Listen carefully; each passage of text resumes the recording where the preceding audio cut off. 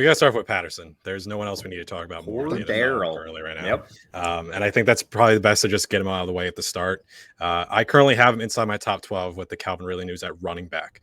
And receiver, he's a little bit lower. He's like around wide receiver like 20, but the matter of the position. So I'm currently starting him over guys like Antonio Gibson, Jonathan Taylor, Darrell Henderson, Leonard Fournette in a really good spot. I actually want to talk about him later too. But we're in such a bad spot here because this is bad analysis no matter what we do on him, right? So he's averaging in full PPR, he's averaging 0.8 points per snap. That's not per touch because that's over like a point and a half. It's just per snap. Whenever he's literally playing on the field, that's where he's at, right? So we have a real issue with how well can he really get in there and be a reliable fantasy option.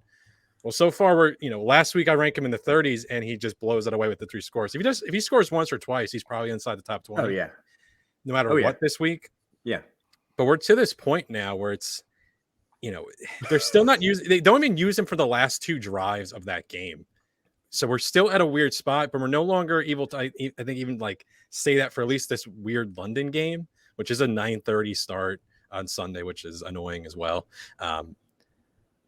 But we have just enough bad matchups of position because Clyde's been great, but he's got the Buffalo matchup.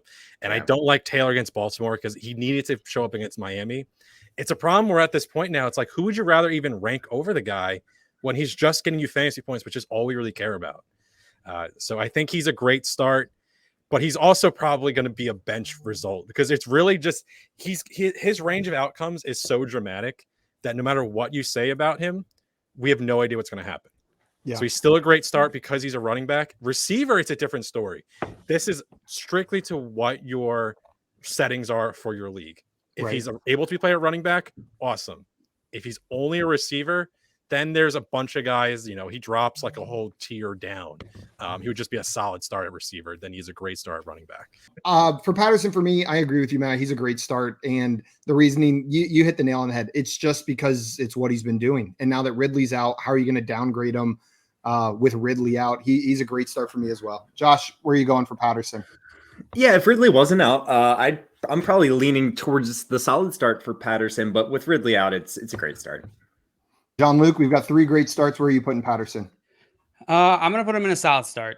He is on that line. I obviously I think the Ridley being out helps him a little bit, but I don't know that I buy into that. It's going to, catapult him up, that they're going to use him way differently with Ridley not being there. So I'm going to put him in solid start. I will hedge and say I agree with you on that point. Patterson and like pretty much all the parts of the running back, the Falcons got an uptick in this game for my ranks. I think they score less points though, but you have more focused work towards them. So in a PPR format, which is we're ranking this off, that helps all of them. I think the Jets should be the favorite now in this game, which is kind of a silly thing. But they were just a -3 going into this. It was like a 46-point over under. I think that's all those lines are probably going to shift. This is not a good game.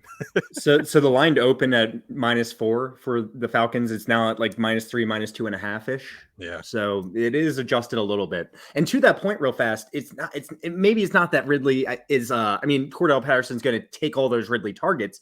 He's going to be on the field more. I'll tell you that much. That's the important part. I don't think they're just like vacated targets. Like Kyle Pitts is another one. Everyone's now saying it's the Kyle Pitts week. I think that's lazy analysis. It really is just a problem for me saying he's just been what he is, which has just been a fine player, and they've been a bad offense. There's nothing else about it. They're not using guys correctly, and Patterson's been stealing work from guys who want to. Now we have to look at it. It's like, all right, it's a real bother for me just saying B exists because A happened. And I think it's a struggle of just saying, like, don't just jump to conclusions like that.